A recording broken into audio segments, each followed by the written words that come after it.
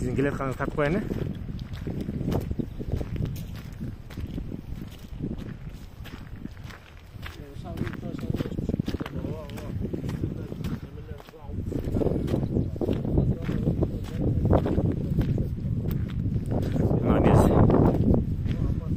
Alayko yolunda geçe uşul жерден көчкө түшүп, кар көчкө. Жолду жаап калганда ушул жол жарым күн жабылып турган.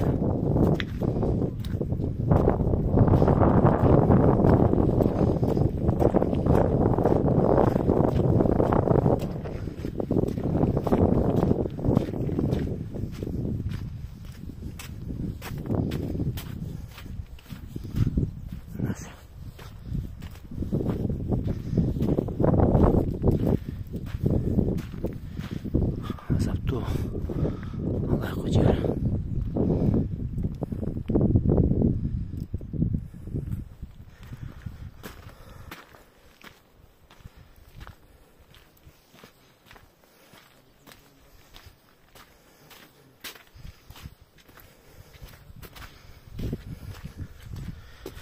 Assalamu alaykum. Mınaga keçegi 12 apreldegi Капчыгай Караташ менен Ойталдын ортосундагы тамчы деген участоктон түшкөн көчкү Кудай кааласа мына түнү менен 2 бульдозер иштеп, бүгүн 13 апрелге жолду ачып койду. Ошол ушерде түнү менен жолду ачкан мекемеге чоң рахмат.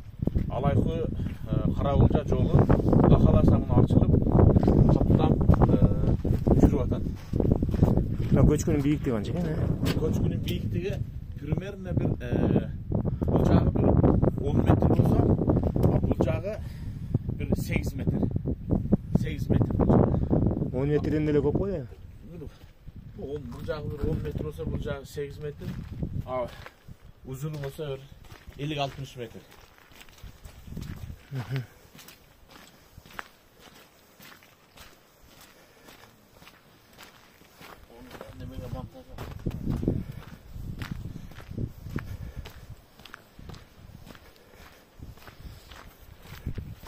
Keçе өтө албай ушул жерден кайттык да артка.